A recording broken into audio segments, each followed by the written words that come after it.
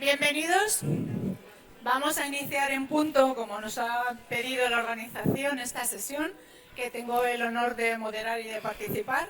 Yo soy Raquel Varas, soy la responsable de campañas sanitarias del Consejo General de Farmacéuticos y es para mí un placer que haya tanta gente en esta sesión, que estábamos diciendo que a ver cuánto podía haber después de que hay 4 paralelas, y sobre todo estar acompañados por estas 2 magníficas ponentes que todos conocéis y que estoy segura que habéis venido por ellas, evidentemente. Bueno, a todos os habrán dado un sobre como este. Uy, Perdón, el sobre lo están dando ahora. Bien, y os explico. Este sobre tiene 2 cartulinas, una roja y una verde, ¿vale? La roja es para contestar no, evidentemente que no estáis de acuerdo con lo que os van a preguntar las ponentes, y la verde que sí. ¿Todo claro? Igual tenemos que hacer algún tipo de ensayo, ¿no? ¿Sabéis cuál es la diferencia entre hombres y mujeres? Bueno, pues este tipo de preguntas son, así que todos atentos, ¿vale? todo Porque mujeres, imagínate. esta sesión va a ser muy interactiva.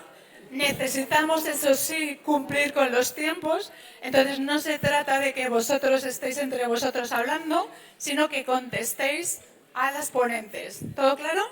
¿Sí? Muy bien. Esta sesión y lo que vamos a presentar aquí es gracias al laboratorio Organon, que está aquí presente, está todo el equipo de Organon escuchándonos. Podéis levantar la mano para que todo el mundo sepa quiénes son. Y bueno, pues vamos a empezar. Vamos a empezar mientras os reparten los tarjetones, sobre todo porque primero voy a hacer una pequeña introducción para que sepamos de qué estamos hablando o de qué vamos a hablar en esta mesa.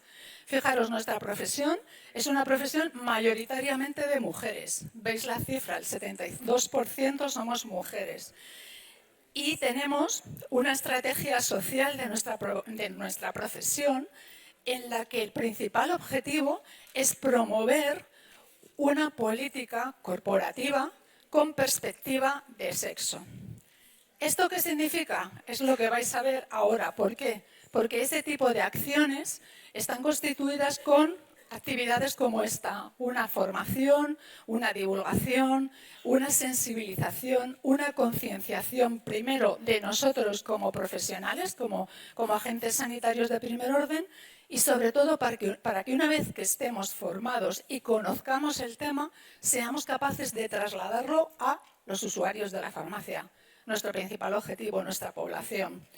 Fijaros que este cambio de paradigma, el tener la idea clara de que en el mostrador tenemos que tener claras las diferencias por temas o por síntomas que hay entre mujeres y hombres, nos va a hacer el que... Eso es lo que nos van a contar nuestras ponentes. Pero sobre todo, fijaros que en una encuesta muy reciente, el 60% de las mujeres decía que no tenía muy claro su estado de salud, que no estaba bien. Y sobre todo el 32% decía que su estado de salud era malo o muy malo. ¿Quiénes son las principales usuarias de la farmacia? Las mujeres. Fijaros si tenemos un campo muy importante de actuación. Es por eso que vamos a llevar aproximadamente este índice, ¿vale? Marian, Maite y Gema van a hablar de salud con perspectiva de sexo y género, que es como se titula esta mesa. Van a comentar mitos y realidades para lo que os van a preguntar, así que atentos que esto empieza. Y al final yo presentaré una campaña que recientemente hemos presentado en el Consejo General con los resultados de una encuesta que hemos hecho a más de 250 farmacias. ¿De acuerdo? ¿Estáis todos preparados? ¿Todo el mundo tiene sus sobres? ¿Sí? ¿No? ¿Faltan sobres? Muy bien. Pues mientras terminan de repartir los sobres, doy la palabra a Maite y a Gema y empezamos la sesión, ¿de acuerdo? Muy bien, pues adelante. Vamos a hablar de salud con perspectiva de sexo y de género. Y para empezar, quiero lanzarle una pregunta a Maite, que es, ¿somos iguales hombres y mujeres? Pues bien, yo creo que mirando la foto ya vemos que no somos exactamente iguales. ¿Dónde empieza el problema? El problema empieza desde el momento en que tenemos un embrión. Tenemos un embrión con 22 pares de cromosomas, iguales a hombres y a mujeres, y sin embargo el 23 es el que nos va a diferenciar, XX mujer, XY hombre.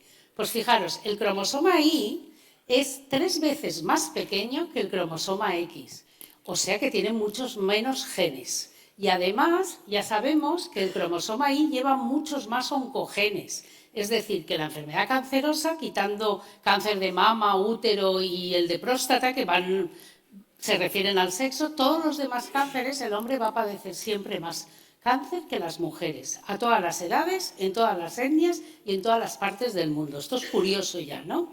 Otra de las diferencias las encontramos en las hormonas. Si nos fijamos en la diapositiva, la testosterona de los hombres continua y el estradiol en azul discontinuo en hombres. Y la roja sería para mujeres, testosterona discontinua, estradiol continua. Fijaros que a partir de la pubertad hay un pico muy alto, tanto de testosterona como de estrógenos, de estradiol, que se va manteniendo, pero a partir de los 50, 55 años empieza a bajar. La testosterona no baja tan rápidamente en los hombres como los estrógenos. Pues esa diferencia de variación hormonal y sobre todo abrupta que ocurre en meses es lo que va a causar también muchas diferencias entre hombres y mujeres. Por ello, cuando hablamos de género, estamos hablando, que lo va a explicar muy bien Gemma, de concepto social, mientras que cuando hablamos de sexo nos estamos refiriendo a la genética, a las hormonas, a los polimorfismos genéticos, a la epigenética, etcétera, que va a influir en el cuerpo del hombre y de la mujer. Luego, a nivel biológico, no somos iguales, lo sabíamos todos, pero es el concepto que más va a influir en la patología y en los tratamientos, ¿de acuerdo? Por lo tanto, cuando hablemos, y sobre todo como sanitarios, nos estamos refiriendo al sexo, no al género, ¿vale? Va a determinar más la diferencia el sexo que el género. ¿Vale? Entonces, ¿qué hacemos? ¿Gemma es lo mismo sexo que género? Bueno, ¿qué creéis? ¿Que es lo mismo o que no? No es lo mismo absolutamente. El sexo es universal. En el momento en que nacemos es algo que no cambiaría, aunque cada vez es una circunstancia más común las personas transgénero que nacen con un sexo y luego lo cambian. Yo creo que la medicina del futuro, el médico debería de preguntar con qué sexo hemos nacido, ¿no? Y cuál es nuestro rol de género, no darlo por hecho porque puede ser diferente. Cuando hablamos de género, hablamos de una circunstancia más social e individual.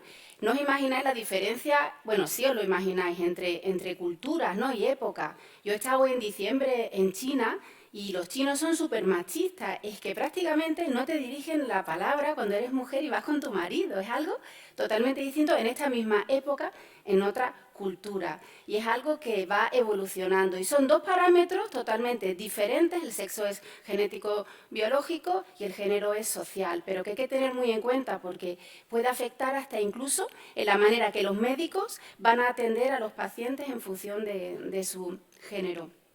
Y también en la prevalencia de las enfermedades.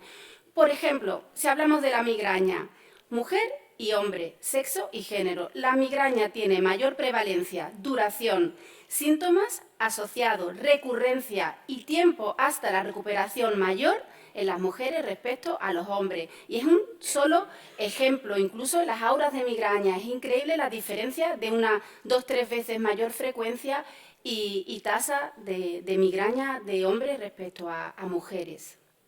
Y si nos centramos en el sexo, hablemos de sexo, ahora vamos a plantearos esas preguntas para desmitificar juntos con esa tarjeta que contaba Raquel, roja o verde. Y ahora va a empezar Maite, iremos haciendo algunas preguntas y las vamos resolviendo juntos. ¿Qué pensáis? ¿Que la prevalencia de la depresión es mayor en hombres que en mujeres? La mayoría no, ¿vale? La mayoría es en mujeres. Vamos a ver por qué. Vamos a empezar desde los niños hasta las personas adultas. En los niños, hasta la edad de la adolescencia, no hay diferencia en cuanto a sexo en la prevalencia. Se ha calculado que está entre 0,5 y el 2% de todos los niños. Se detecta muy fácilmente porque se aíslan por fracaso escolar y hay que estar atentos. pero en la adolescencia empieza a aumentar bastante considerablemente, hasta un 8%, y aquí ya es el doble en mujeres que en hombres. La prevalencia ya se empieza a diferenciar. ¿Qué aparece? ¿Qué es lo que llama la atención en esta época? Pues que hay conductas sociales desadaptativas, no están conformes con nada, están muy rebeldes, muy ansiosos, no les interesa nada y empieza ya el problema. Hasta un 20% con 18 años ya ha pasado en un momento de su vida por un trastorno depresivo. Quiero decir que el porcentaje es muy alto y tenemos que tenerlo en cuenta. Y siempre pensando que es 2-1, las mujeres mucho más que los hombres, ¿vale? El 75% de los casos de idea suicidia aparece ya en la adolescencia, ¿vale? Es la etaria donde más.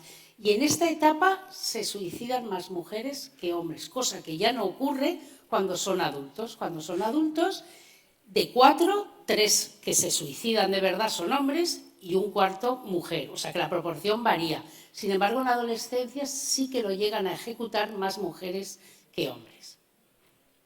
La incidencia de suicidio, la hemos dicho, el 7% de los adolescentes ya la contempla, es una cifra muy alta. Pensar que la diabetes, que es un problema de salud muy importante, es el 13% de la población. Y aquí estamos con un 7% ya en adolescentes, ¿vale? El síntoma que más llama la atención es la desesperanza, ¿de acuerdo? Y ya si entramos en la edad adulta, va aumentando el porcentaje de tal manera que en las mujeres es un 7-15% frente a un 3,5% en hombres adultos. Y en las mujeres se ha visto muy curiosamente que aumentan las 3 etapas de transición hormonal. ¿Cuándo? En la adolescencia, cuando empiezan a ser fértiles las mujeres, en el embarazo y en la menopausia, ¿vale? Se ha visto que el estrógeno y la progesterona influyen mucho en la neurotransmisión y en la neurodegeneración.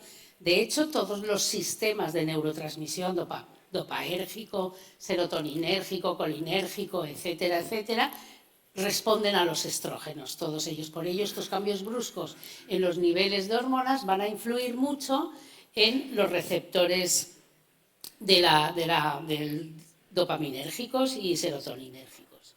¿Y qué hipótesis hay? Pues hay 3 hipótesis. Una que es biológica, serían genes y hormonas, que más o menos lo hemos intentado explicar.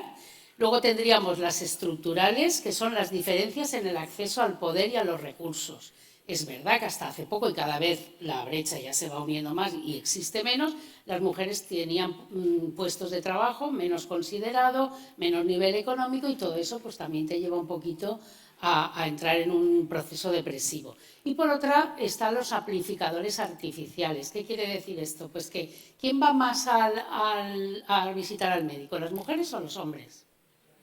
Las mujeres. Luego, si somos las que más vamos al médico, más nos quejamos, no nos importa llorar delante de un médico cuando estamos mal, cosa que el hombre intenta evitarlo por todos los medios, al final tenemos más diagnósticos de depresión en mujeres que en hombres. Entonces, me interesaba mucho hablar de la depresión en la menopausia porque ya hay autores que están hablando de que existiría otra depresión que sería la depresión menopáusica, por lo prevalente que es esta depresión a partir de la menopausia. Si nos fijamos en la diapositiva de la derecha, serían los estados por los que va pasando la mujer en toda la transición menopáusica. Y si nos fijamos en la de la izquierda, vemos que arriba, más separaditos, tenemos 3 síntomas estructurales, son los nucleares, los que tienen que estar. Según el DSM-5, la americana, como mínimo tienen que haber uno de los importantes, de los nucleares. Y según la OMS, tiene que haber 2 de los 3, ¿vale? El ánimo deprimido, la pérdida de interés o anedonia, que quiere decir que ya no sienten placer por nada. Antes les encantaba ir al cine, salir, y eso ya no les produce ningún placer y de hecho ya ni salen ni nada. Y aparte se tienen que presentar durante 2 semanas seguidas junto con otros síntomas que son los que vemos abajo. Algunos de ellos tienen que estar, la hipersomnia, la pérdida de apetito, etc. Pues cumpliéndose 5 de ellos, pero estando siempre alguno nuclear, tenemos ya el diagnóstico de depresión. Vale, ¿qué podemos hacer desde la farmacia? Pues mira, en la farmacia tenemos un montón de test de cribados para orientarnos sobre un trastorno depresivo, que no tiene por qué ser depresión mayor. Hay muchos trastornos depresivos que pueden acabar en depresión mayor y pueden no acabar. Y es un momento para detectarlos porque todavía es incipiente el problema. Si encontramos en alguno de estos test un problema que nos llama la atención, que podemos estar ante una depresión, lo que hay que hacer es derivar al profesional pertinente, por supuesto. Y cuando ya está diagnosticada esa depresión, ¿qué papel tiene el farmacéutico en la farmacia? Pues sobre todo la adherencia, hacer un seguimiento de esos pacientes. Está demostrado y está publicado también que el 50% de las depresiones al año suspenden tratamiento. O sea, son bastante adherentes el primer año, pero al año suspenden. Y esto es una recidiva, una vuelta a caer, una vuelta a empezar.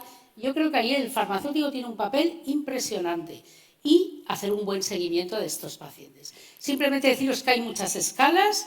La de Hamilton es la que utilizan los psiquiatras. La CESD se utiliza mucho en menopausia y ahora ha salido una nueva australiana que es la MenoD, solo para menopausia. No está validada al español, pero se va a validar. Y podríamos empezar a lo mejor un trabajo de investigación de pasar la MenoD en nuestras farmacias a las mujeres menopáusicas y a ver si llegábamos a algún resultado. Bueno, ahora me toca a mí. ¿Mito o realidad? Así que preparar las tarjetas porque la pregunta es, ¿las mujeres son más propensas a sufrir asma y enfermedades alérgicas debido al efecto de las hormonas? ¿Sí o no? Madre mía, Marian, graba porque aquí hay empate. La respuesta es verdadero. El asma es el pulmón femenino. En adultos es mucho más prevalente en mujeres. En la infancia en hombres, y como es muy severo, se diagnostica más, pero la severidad de la sintomatología y la prevalencia hasta un 80% más es en las mujeres. Y, por supuesto, las hormonas tienen mucho que ver en esto, ¿no? Los estrógenos. En comparación, las mujeres presentan más dificultad en controlar la sintomatología, más reacciones adversas a los medicamentos, más sibilancias en adolescentes, incluso en niñas que no están diagnosticadas también. Las hormonas tienen un papel muy importante en las alergias y también en la EPOC. Si hablamos de chicos, pensamos testosterona, estrógeno, progesterona, mujeres, estrógeno, progesterona, testosterona, un poco menos. Bien, pues hay una estimulación del sistema inmune en las mujeres por los estrógenos, fundamentalmente, también por la progesterona. Es decir, esa estimulación del sistema inmune hace que tengan una reacción mayor y haya más prevalencia en las alergias. Y el EPOC está protegido en la mujer, o sea, la mujer se protege frente al EPOC gracias a los estrógenos. Pero ¿qué pasa? Que como los estrógenos van a bajar en la menopausia, pueden empezar los problemas. ¿Qué pensamos? ¿Que mueren más hombres que mujeres por infarto de miocardio? ¿Quién muere más? La pregunta es más hombres que mujeres. Más hombres sería la verde, ¿vale? Correcto. Pues os vais a quedar a cuadros, ¿no? La incidencia de infarto de miocardio es mayor en los hombres, pero mueren más mujeres. Y ahora veremos, es un problema muy gordo que tenemos por un infradiagnóstico y porque nosotras nos creemos que estamos autoinmunes para esa enfermedad y no somos inmunes. Cada 8 minutos muere una mujer de infarto. Madre mía. Sin diagnosticar, es un problema muy gordo y tenemos que empezar, pero la primera que tiene que tomar conciencia es la mujer, porque vamos con una disnea que nos ahogamos, con síntomas, que ahora luego veremos cuáles son, y no nos hacen caso, nos dan un paracetamol y nos mandan a casa. Y es un problema muy gordo. Y tenemos que ser conscientes que también la padecemos. Luego nos quedamos con esto, ¿vale? La tasa de mortalidad es mayor en las mujeres, pero la incidencia sí que es mayor en hombres. O sea, no confundamos, ¿de acuerdo? Fijaros, la enfermedad cardiovascular, lo sabemos, es la principal causa de muerte tanto en varones como en mujeres y en el mundo. Es la primera causa de muerte, ¿de acuerdo? En Europa supone 4 millones de muertes anuales y el 35% del total de esas muertes ocurre en mujeres, ¿vale? La tasa de mortalidad por enfermedad cardiovascular en la mujer es alta, y fundamentalmente por infradiagnósticos. Si nos fijamos bien en la patología, siempre tenemos como el referente de especie, donde se ha estudiado todo. El referente de la especie humana es el hombre. A la mujer no se le estudió hasta hace 30 años que empezaron los estudios de investigación viendo que habían diferencias. Hoy se sabe que la edad y el sexo son las dos variables que más influyen en las patologías y en los tratamientos y en las respuestas. Hoy se sabe que es esa, ¿verdad? Estamos muy acostumbrados a hacer todo según, si tienes mayor de 65, reducir dosis, control. Pero si eres mujer o hombre, te fastidias. Todo está estudiado sobre el hombre, sin castigar a los hombres, pero es una realidad que y tenemos que empezar a que se estudien también las mujeres, ¿vale? Fijaros, si pensamos en síntomas, los hombres estábamos acostumbrados a que ante un infarto agudo de miocardio empezaba con un dolor precordial que irradiaba a izquierda y que podía pasar a brazo izquierdo. Síntoma característico. Pues bien, en la mujer eso no lo encontramos. En la mujer aparece un dolor en el centro que irradia hacia la espalda y aparecen los omóplatos. El dolor está aquí detrás. Y entonces llegas a urgencias y la disnea. La disnea es ahogo, como si tuvieras una EPOC en fase terminal. No puedes casi ni respirar. Te dan cualquier cosa, te tienen allí sedadita, te dan un sedante y a casa, ¿vale? ¿Qué nos pasa también? Que sufrimos más anginas de pecho que los hombres. Los hombres sufren más infartos agudos, son más llamativos. La angina es como una degeneración crónica, poco a poco, que va hasta que dé el infarto, ¿de acuerdo? Bueno, pues es importante ya que tenemos que la incidencia del infarto es más importante en hombres que en mujeres, pero la tasa de mortalidad mayor. ¿Qué pensáis que ocurre con el ictus? ¿Dónde es más frecuente el ictus? ¿En hombres o en mujeres? En mujeres. Si os fijáis, si vamos por la calle, veremos que en sillitas de ruedas casi siempre va una mujer. El ictus sí que es mucho más prevalente en la mujer y el infarto en el hombre. ¿Por qué? Pues porque los hombres lo que sufren son una aterosclerosis de grandes arterias, es muy llamativa, suelen ser problemas agudos, mientras que la mujer lo que sufren es una microinflamación lenta endotelial de capilares, venas pequeñas, que poquito a poquito se van inflamando y se van deteriorando hasta que dan el problema, ¿de acuerdo? Además, en la mujer sucede siempre 10 años más tarde que en el hombre. El hombre empieza a entrar en contacto con la enfermedad cardiovascular 40-45 años, la mujer a partir de la menopausia. Si hay dos cosas que están demostradas que protegen los estrógenos son de la enfermedad cardiovascular y de la osteoporosis. Eso no lo neguéis nunca porque eso es fundamentalmente por estrógenos. Y bueno, tenemos factores de riesgo que son comunes a los hombres, los tenemos a la izquierda, lo de siempre, dislipemia, hipertensión, obesidad, etc., etc. Y a la derecha tenemos los que solamente influyen además en la mujer. Tenemos desórdenes, o sea, hipertensiones en el embarazo, diabetes gestacional, síndrome de ovario poliquístico, enfermedades autoinmunes. También se ha visto que las mujeres que tienen enfermedades autoinmunes son más propensas a sufrir una enfermedad cardiovascular. Lo único que hay que hacer es controlarse muy bien la hipertensión y la diabetes en caso de que exista o la obesidad abdominal, etc. Es cuestión de que estemos más. Porque la misma hipertensión es más dañina, también se ha estudiado, es más dañina para la mujer que para el hombre. Es decir, que el hombre responde mejor a cifras altas que la mujer. No voy a enrollar, pues si no, no llegaremos. No, ya. Y luego tenemos el problema del embarazo, ¿no? Normalmente a partir de la semana 20-22 hay una hipotensión por vasodilatación, sin embargo, un 10 a un 15% de las mujeres gestantes van a desarrollar una hipertensión. Lo que llamamos preeclampsia, que hay que tener mucho cuidado porque puede degenerar en una eclampsia y eso ya es una urgencia. Bueno, y además hay una diferencia en cuanto a los tratamientos y a la adherencia al mismo. Hablaremos de ello al final, pero sí que es verdad, y ya lo hemos dicho, que las mujeres son menos adherentes en la depresión y también parece ser que son menos adherentes en el tratamiento de la enfermedad cardiovascular, pero fundamentalmente, y veremos luego, por reacciones adversas mayores. O sea, suelen dejar los tratamientos porque no les sientan bien. Y veremos que puede haber una causa genética a este problema. Venga, pues otra vez las tarjetas. ¿La pérdida de estrógenos ocasiona niveles altos de colesterol LDL más que en los hombres?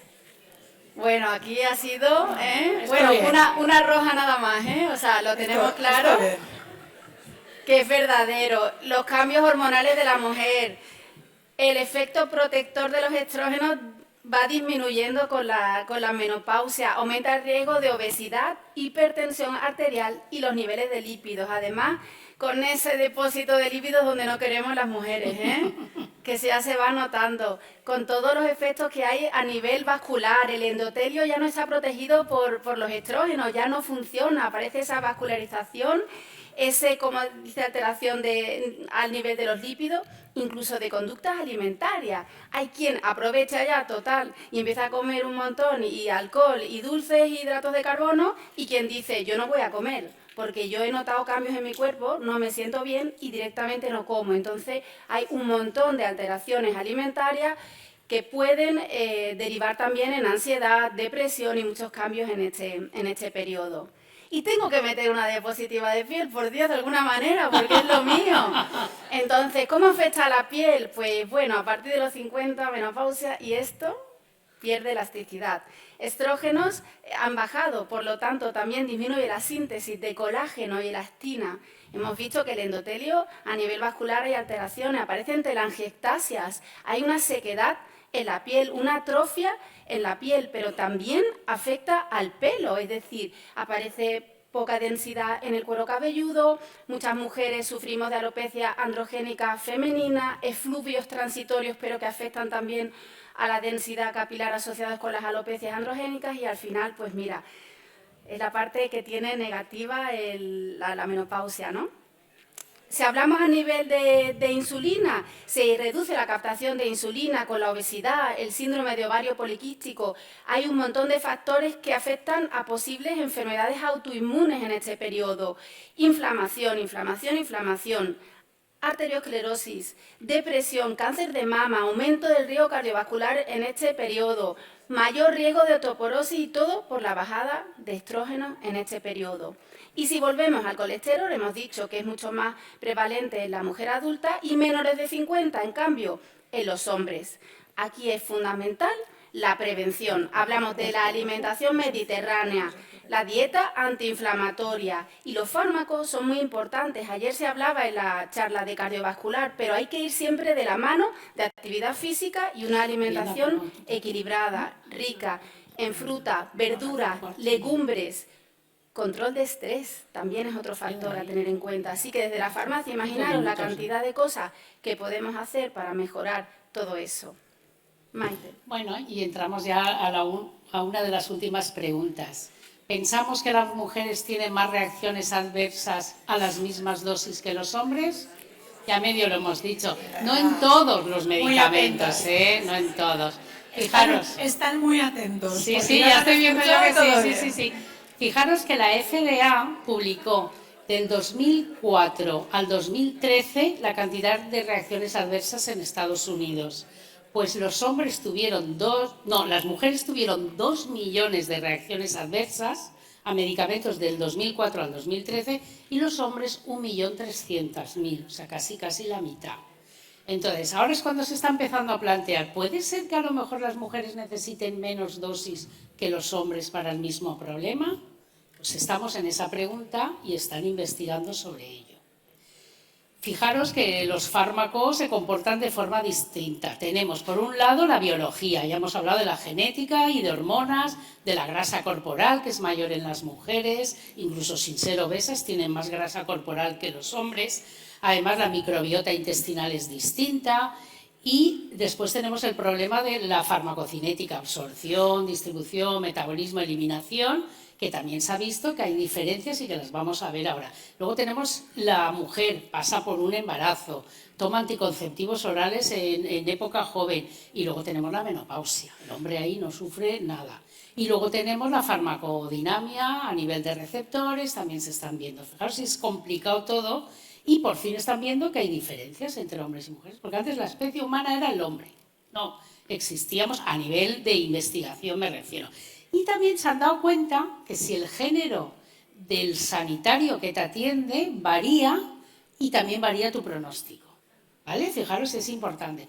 Una mujer que atiende un infarto en una mujer es más propensa a detectarlo y hacerle la angiografía y todo lo que le toque que un hombre, porque muchos hombres todavía tenemos la mentalidad de que es un problema de hombres, no de mujeres. Y las mujeres somos las que tenemos que empezar a despertar para demandar ante un problema de una disnea fuerte y un dolor torácico en la espalda, de decir, oye, que esto puede ser peor de lo que aparenta. Vale. Tenemos un hígado que metaboliza peor el alcohol, eso ya lo sabemos, en todas las partes dicen, si eres hombre, 2 o 3, si eres mujer, una tal, porque te sienta fatal. Y muchos fármacos también. ¿Y dónde están las diferencias? Pues mira, hay algunas que ya se conocen. Las mujeres tienen más grasa que los hombres, ya os lo he contado. Luego tienen un mayor volumen de distribución de fármacos lipofílicos. ¿Quiénes tenemos ahí? Pues ejemplos, ciclosporina, diazepam, clordiazepóxido se acumulan más en la mujer. ¿Qué pasa? Que se caen más al día siguiente y se rompe más la cadera mujeres que hombres. Y a lo mejor viene porque la dosis de diazepam o de orfidal o del que tomen es demasiado alta, ¿vale? Y luego tienen una filtración glomerular distinta. Es un 10% menor cuando se ajusta por superficie corporal, ¿vale? Siempre es menor. Luego todos los medicamentos que se eliminan por orina tienen una eliminación más baja. Un ejemplo, por ejemplo, es la digoxina. Y luego tenemos la actividad del citocromo P450. No me señala, así mira. Citocromo P450 es muy importante porque la isoenzima CYP3A4, que es una de las más importantes en el metabolismo de fármacos, que actúa por oxidación, es hasta un 40% mayor en mujeres. Esto ya está demostrado. Luego, todos aquellos medicamentos que se metabolicen por el CYP3A4 van a sufrir un metabolismo más rápido. Si el metabolito era el activo, tendremos más acumulación de fármaco, ¿de acuerdo? Luego estaría si eres metabolizador lento, que eso ya es otra. Y luego está tu edad. Quiero decir que hay que ir metiendo en el cóctel, cuando se estudia, muchas variables, no solo la que se ha estudiado hasta ahora. Y cosas que ya sabemos. Los IECA y los ARA2 generalmente consiguen las mismas cifras de presión arterial en hombres y en mujeres a dosis más bajitas en mujeres, ¿vale? ¿Cómo se ha sabido esto? Pues porque la tos y la mialgia, reacciones adversas típicas de los IECAs, las padecen mucho más las mujeres que los hombres. En betabloqueantes nos pasa lo mismo. Un infarto de miocardio das un betabloqueante, pues el betabloqueante a dosis menores funciona mejor. Antagonistas del calcio, el edema de tobillo, que se lo tenemos como muy sabido todos. Edema de tobillo más frecuente en mujeres que en hombres a las mismas dosis. Y la digoxina es otro de los que tiene problemas, que ya hemos visto que era por la filtración renal. En fin, se está empezando a investigar, es muy interesante, pero sí que es verdad que desde la farmacia tenemos papelitos para ir haciendo y ir mirando a aquellas mujeres que nos... ¿Quién se deja las estatinas? Casi siempre no se las lleva. Las mujeres. Las mujeres. Y el síndrome de los lípidos, ya nos ha estado hablando, es un problema muy gordo, es el que provoca la aterosclerosis. ¿Por qué se las dejan? Porque les sientan mal, Igual necesitan dosis más bajas, ¿vale? O sea que tenemos un papel ahí muy importante y hay que empezar a creérnoslo. Y yo creo que... Bien, ya terminando, es importante ver qué podemos hacer desde la farmacia. Lo primero que os diría es no dejar nunca de aprender, de estudiar, formación continuada de la mano del Consejo General de Farmacéuticos, Colegio de Farmacéuticos, Sociedad Científica, tener claro también las diferencias de sexo y género, que es de lo que estamos hablando, ¿no? Para poder luego transmitirlo a nuestros pacientes. Es muy importante que lo hagamos y que para ello utilicemos herramientas consensuadas, que es de lo que ahora os va a hablar Raquel Varas, porque viene a presentar una herramienta muy útil con esa información para nuestros pacientes. Y para terminar nuestra parte, me gustaría hacerlo con una frase. Una asistencia equitativa es dar a cada uno lo que necesita para unos resultados de salud favorables. No podemos dar a todos lo mismo. Gracias.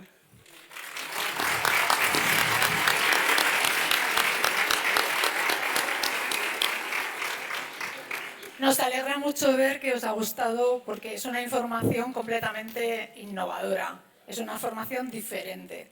Es por eso que desde el Consejo General empezamos a plantear con Organon el año pasado un proyecto, una campaña sanitaria eminentemente online, ¿vale? Todo está alojado en la plataforma del Consejo General, como vais a ver, pero sí es verdad que queríamos tener Un estudio pragmático, saber qué pasaba en las farmacias y qué opinaban los farmacéuticos respecto a qué percepción tienen ellos respecto a los ciudadanos que van a las farmacias, si son más hombres que mujeres, cuáles son los temas que más preguntan, si realmente los farmacéuticos estamos concienciados de que existen diferencias de sexo, si estamos necesitando formación o si realmente nos da igual una atención diferencial.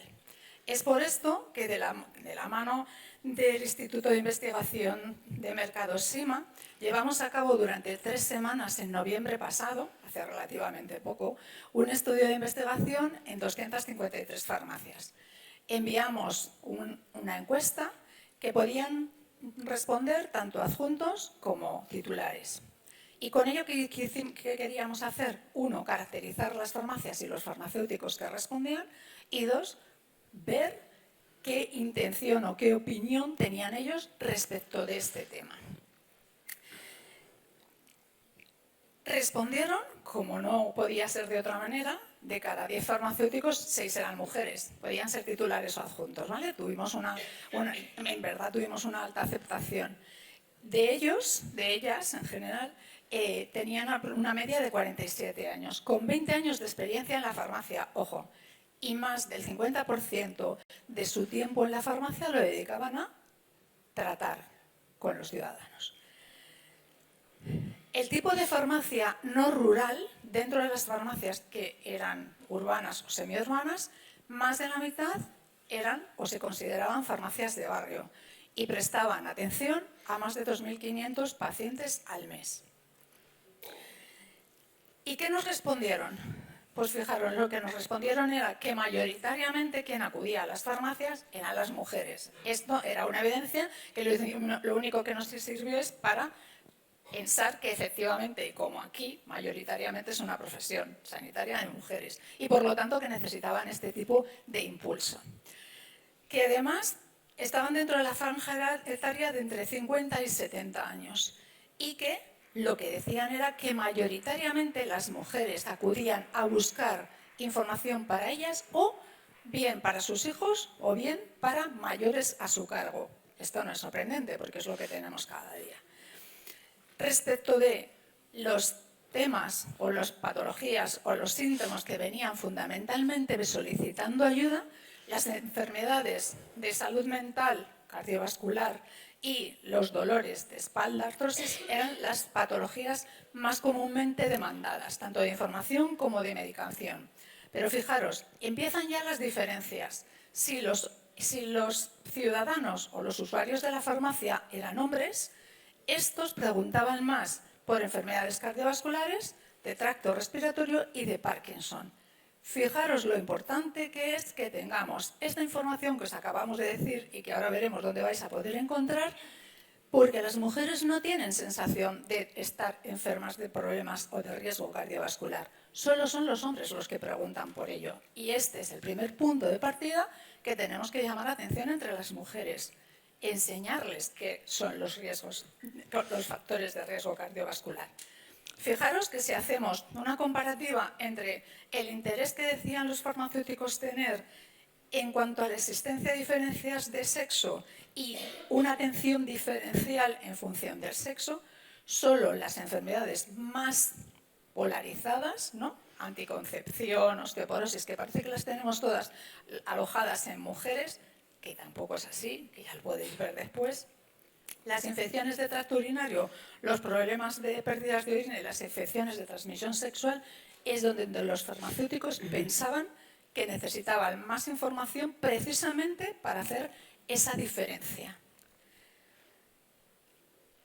Y de entre los farmacéuticos más concienciados, ojo, que no todos estaban concienciados, como podéis ver, entre los más concienciados sí que demandaban herramientas y demandaban herramientas prácticas, protocolos de actuación para el mostrador, fundamental. Además de otros tipos de formación. ¿Por qué? Porque al final una formación que no se aplica, sea presencial o sea online, no sirve para nada. Y todos lo sabemos. Vamos a una charla hoy, te llevas 3 cosas en la cabeza y dices, mañana esto lo voy a llevar a la farmacia para que todo el mundo pregunte lo mismo que digo yo. Como no lo hagáis en las siguientes 48 horas, a que se olvida porque hay problemas más urgentes y hay otras cosas que hacer más importantes. Eso es lo que no tenemos que hacer. Tenemos que intentar aplicar 1 o 2 cositas al día. Y por eso vimos que realmente lo que habíamos pensado durante todo el año anterior era una oportunidad. Necesitábamos concienciar, sensibilizar y dar formación muy práctica y muy didáctica para que se pueda aplicar en mostrador. Y así nace la campaña que hace 2 semanas presentamos en rueda de prensa en el Consejo General, que se llama, como podéis ver, La farmacia por la salud de la mujer, cuidando de ti, cuidando de todas. Como os he dicho, es todo online y consta, como ahora vamos a ver, de todos estos materiales. Hay una guía práctica para farmacéuticos. Cada cuatrimestre aproximadamente lanzaremos 4 problemas de salud divididos en función de las distintas etapas del ciclo de la vida de las mujeres, ¿vale?